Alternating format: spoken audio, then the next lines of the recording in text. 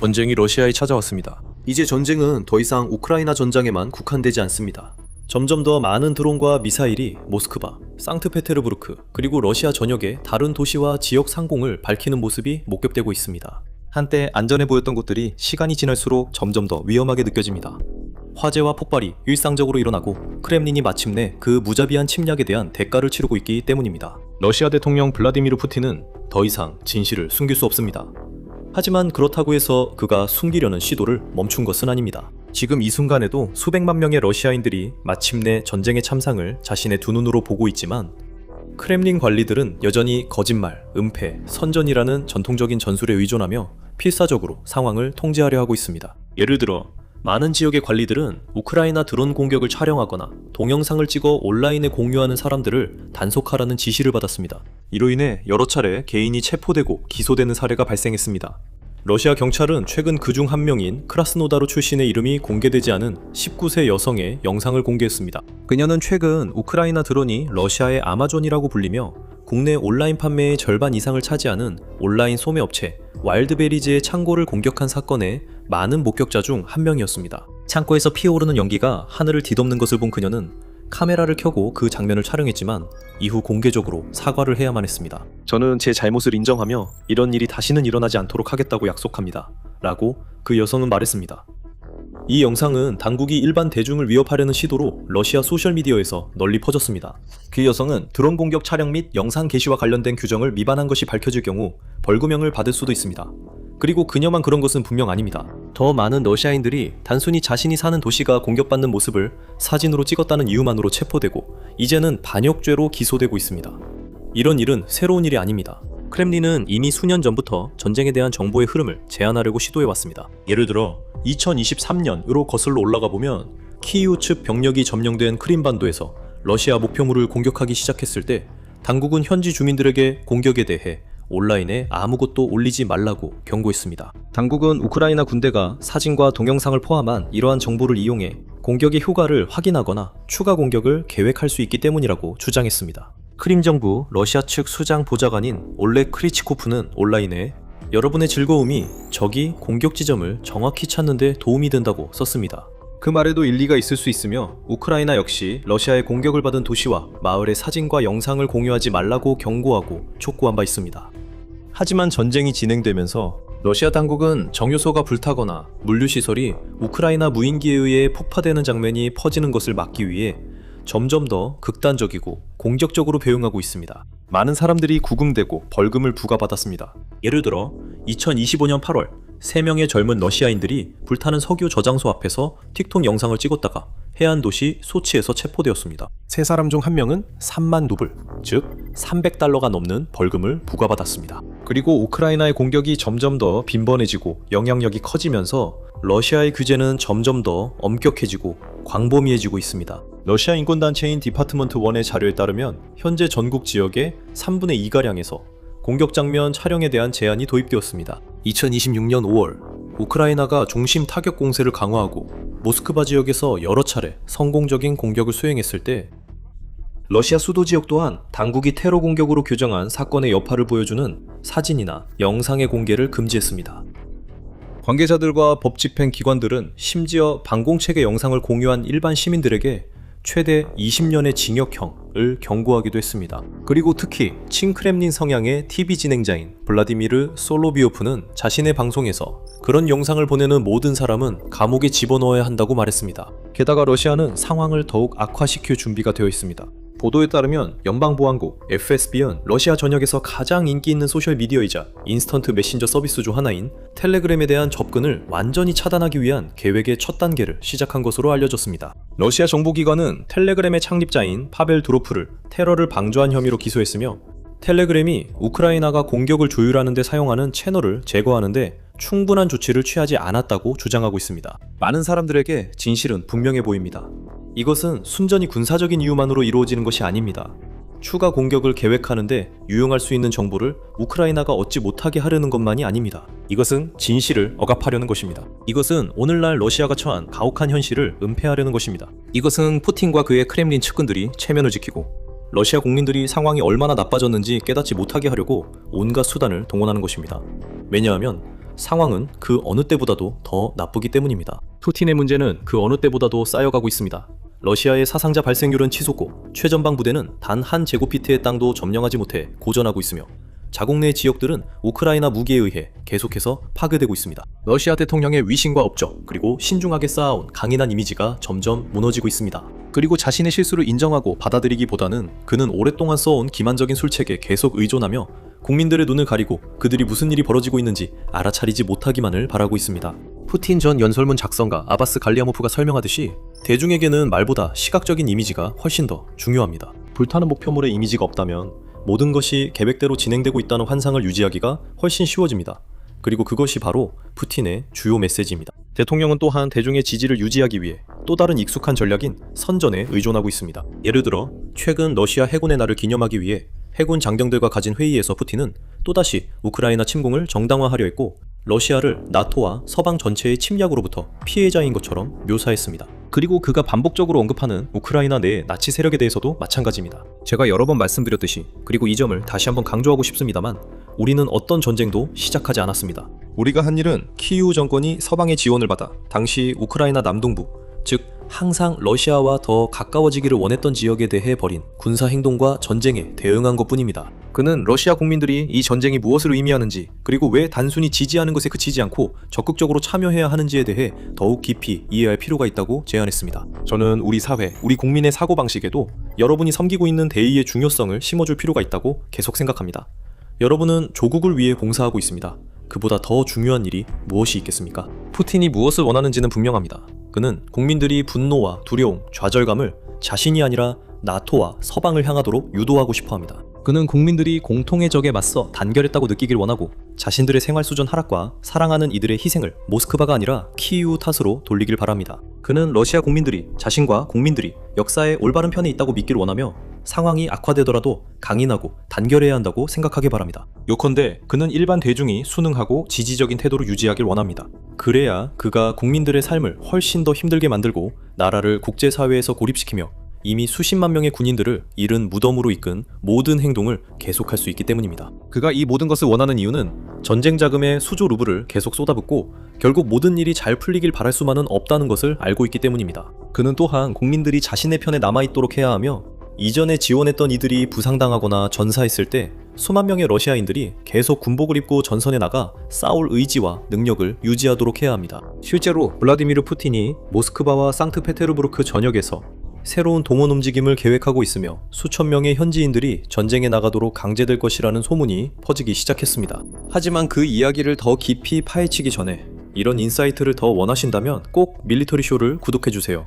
저희는 매주 이렇게 분석해드립니다. 2026년 6월 12일 블라디미르 푸틴은 러시아 군대의 규모를 7,000명 이상 늘리는 법령에 서명했습니다. 그 다음 달 블라디미르 푸틴은 또 다른 법령에 서명하여 러시아 군대에 25,000명을 추가로 주문했고 이로써 전체 인원은 242만 6,130명으로 늘어났습니다. 이 중 153만 5천명은 현역 군인입니다. 많은 군사 분석가들은 이것이 동원령 가능성을 위한 첫 단계라고 보고 있습니다. 이미 러시아 징집관들이 거리에서 남성들을 강제로 잡아가 군 복무 계약서에 서명하게 하는 등 크렘린이 병력을 보충하기 위해 점점 더 절박해지고 있다는 보도도 나오고 있습니다. 예를 들어 7월 말에 러시아의 독립 언론사 세븐바이세븐은 펜자 지역에 위치한 작은 마을 바슈마코보에서 나온 보도를 전했습니다. 세븐바이세븐의 보도에 따르면 펜자 지역 블로거인 스타니슬라프 모로조프가 제공한 영상 증거를 인용해 징집관들이 여름 내내 거리를 돌아다니며 건강한 남성들을 찾아내 강제로 군 복무에 동원하는 모습이 목격됐다고 합니다. 한 여성은 모로조프에게 자신의 오빠가 지역 징집 사무소로 끌려가 폭행을 당한 뒤 군에 강제로 입대했다고 말했습니다.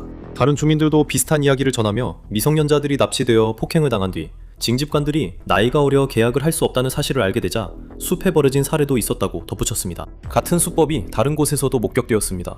예를 들어 작은 마을 포드고르노에에서는 세르게이 밀킨이라는 남성이 집에서 강제로 끌려나와 행정건물로 이송되었습니다. 심장질환을 앓고 있었음에도 불구하고 그는 입대하라는 명령을 받았고 곧바로 전선으로 보내졌습니다.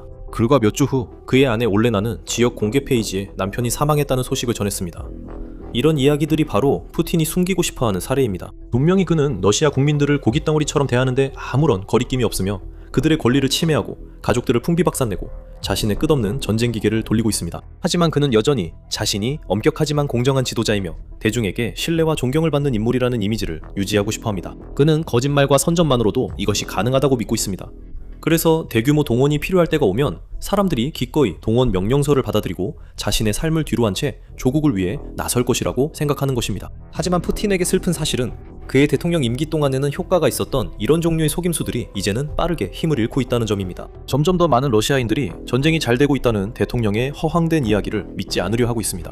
그리고 그 이유를 이해하는 것은 어렵지 않습니다. 당국이 여러 가지 방법으로 국민의 표현의 자유를 억압하고 있음에도 불구하고 사람들은 눈이 멀지 않았습니다. 수백만 명의 러시아인들이 이미 친구, 가족, 이웃 또는 지역사회의 다른 구성원들을 전쟁으로 잃었기 때문에 그들은 전쟁의 영향을 아주 분명하게 볼 수 있습니다. 점점 더 많은 사람들이 우크라이나 무인기의 영향에 노출되고 있으며 공습 경보를 듣거나 휴대폰으로 경고를 받거나 창밖을 내다보며 연기와 불길이 하늘을 뒤덮는 모습을 직접 보고 있습니다. 근처 정유소에서 불이 나 연기가 하늘을 뒤덮고 있습니다. 많은 사람들이 또 다른 방식으로도 고통을 겪고 있습니다. 일부 사람들은 전쟁의 경제적 영향으로 인해 사업을 잃기도 했고 수입이 끊기고 대형 브랜드가 러시아 시장에서 철수하며 일상용품 가격이 계속 오르면서 생활 수준이 급격히 하락하는 것을 목격하기도 했습니다. 러시아 국민들이 우크라이나 국민들만큼 큰 고통을 겪은 것은 아니지만 전쟁은 그들의 삶에도 영향을 미쳤고 점점 더 극적인 방식으로 계속 영향을 주고 있습니다. 그리고 이 모든 것에 대한 자연스러운 반응은 불만과 두려움, 분노, 그리고 좌절감이 점점 커지는 것입니다. 푸틴은 국민들이 이러한 부정적인 감정을 러시아 국경 밖으로 돌리길 원하지만 점점 더 많은 사람들이 이에 따르기를 거부하고 있습니다. 실제로 그들은 들고 일어나 정권에 맞서 행동하기 시작하고 있습니다. 예를 들어 바슈마코보에서는 주민들이 공격적인 진집자들로부터 지역 남성들을 보호하기 위해 자체 민병대를 결성했다는 보도가 나왔습니다. 약 250명이 이 단체의 자원에서 가입한 것으로 추정됩니다. 일부는 재정적으로 기여했고 다른 이들은 온라인에서 관련 정보를 공유했습니다. 하지만 일부는 실제로 거리로 나가 마을을 순찰하고 인근 마을에서 경계를 서면서 남성들이 집으로 돌아가는 길에 붙잡히지 않도록 하고 있습니다. 상황이 심각해져서 현지 경찰이 이 단체가 해산하지 않으면 모두를 감옥에 가두겠다고 위협하기까지 했습니다. 이곳은 러시아의 작은 마을에 있는 한 단체일 뿐이지만 더 큰 흐름을 보여줍니다. 이것은 크렘린이 주목할 만한 신호이며 러시아 국민들 사이에서 반란의식이 커지고 있다는 증거입니다. 사람들은 지쳤습니다. 이 전쟁에 완전히 철저히 질려버렸습니다. 사람들은 친구, 남편, 형제, 아들, 이웃들이 더 이상 명확한 목적도 없어 보이고 끝도 보이지 않는 전쟁에 보내지는 것을 지긋지긋하게 여기고 있습니다. 그들은 이 전쟁이 가능한 한 빨리 끝나길 원하고 있으며 적어도 일부는 자신들이 그 일에 기여할 수 있는 유일한 방법이 권력자들의 명령에 따르지 않는 것임을 깨닫기 시작하고 있습니다. 바슈마코보에 있는 사람들처럼 일부에게는 동료 시민들을 보호하기 위해 거리로 나서는 것을 의미합니다. 또 다른 이들에게는 아직 가능할 때 러시아를 완전히 떠나는 것을 의미합니다. 예를 들어 많은 러시아인들이 러시아 여권 소지자가 자유롭게 드나들 수 있는 다른 나라, 예를 들면 아르메니아 같은 곳에 부동산을 대거 구입하고 있다는 보도도 나왔습니다. 예를 들어 아르메니아 수도 예레반에 있는 여러 부동산 중개업자들은 최근 자신들의 신규 고객 대부분이 고국을 떠나려는 러시아인들이라고 밝혔습니다. 일부는 이번 사업 급증을 2022년에 수십만 명의 러시아인들이 동원령을 피하거나 푸틴 정권에 대한 항의로 자국을 떠났을 때와 비교하고 있습니다. 이러한 급증의 결과로 예레반의 임대료는 불과 3개월 만에 약 30% 상승했으며 연말까지 더 오를 것으로 예상됩니다. 러시아 검색 엔진 얀덱스의 데이터에 따르면 2026년 봄부터 예레반 아파트와 같은 문구가 사용자 검색에서 훨씬 더 자주 등장하기 시작했습니다. 예를 들어 7월 한 주 동안 이 용어에 대한 검색은 5,200건으로 증가했습니다. 이는 2022년 2월 28일부터 3월 6일까지 즉 러시아의 우크라이나 침공 첫 주에 기록된 5,000건 이상의 검색보다 많은 수치입니다. 예레반에서 주택을 찾는 러시아인들을 위한 텔레그램 채널들도 활동이 급격히 증가했습니다. 국경을 막 넘었거나 앞으로 몇 달 안에 이주를 계획하고 있는 사람들이 비슷한 상황에 있는 이들에게 조언을 구하는 새로운 게시글이 매일 올라오고 있습니다. 이들 중 많은 사람들은 아마도 7월에 우크라이나 대통령 볼로디미르 젤렌스키가 푸틴이 최대 50만 명의 러시아인을 전쟁에 추가로 보낼 계획이라고 경고했을 때 행동에 나서기로 결정했을 것입니다. 푸틴은 이 전쟁을 멈출 준비가 되어 있지 않습니다. 그러나 정보에 따르면 그는 동원령을 준비하고 있다고 합니다. 그는 국민 여론을 두려워하기 때문에 공개적으로 동원을 확대하고 싶어 하지 않지만 10월 초에 그것을 실행할 것입니다. 러시아는 9월에 국가 두마 선거를 개최할 예정이며 많은 사람들이 동원령이 그 직후에 나올 것이라고 믿고 있습니다. 러시아군의 사상자 수가 계속 증가하고 있기 때문에 모스크바가 전선에 더 많은 인력을 투입하려는 이유를 쉽게 알 수 있습니다. 하지만 대중의 반응이 모든 것을 말해줍니다. 현재 수많은 러시아인들이 집단적으로 나라를 떠나거나 징집 담당자들과 적극적으로 싸우고 있다는 사실은 이제 국민 상당수가 더 이상 크렘린의 게임에 순응하거나 따라주지 않으려 한다는 것을 보여줍니다. 그래서 푸틴이 동원령을 내리기로 결정한다면 사람들이 스스로 죽음의 영장에 서명하게 만드는 것이 그가 생각하는 것보다 훨씬 더 어렵다는 사실을 알게 될 것입니다. 대신 그는 점점 더 적은 사람들이 그의 무모한 정복전쟁을 위해 자신의 목숨이나 사랑하는 이들의 목숨을 위험에 내몰려 하지 않으면서 훨씬 더 격렬한 반발 행동과 높아지는 퇴진 요구에 직면할 수도 있습니다. 그리고 그것은 러시아 대통령의 책상 위에 쌓여가는 많은 문제들 중 하나에 불과합니다. 이 영상에서는 푸틴 앞에 놓인 불가능한 도전들에 대해 더 자세히 알아볼 수 있습니다. 이 영상은 그가 제대로 된 평화협정에 동의할 가능성이 거의 없는 몇 가지 이유를 탐구합니다. 또 다른 시각을 원하신다면 이 영상을 확인해보세요. 이 영상은 우크라이나가 어떻게 기존의 관습을 깨고 모든 규칙을 뛰어넘는 독특한 공군을 만들어냈으며 그 공군이 계속해서 강해지고 있는지에 대해 다룹니다. 그리고 마지막으로 더 많은 속보와 꼭 알아야 할 인사이트를 위해 밀리터리쇼 구독도 잊지 마세요.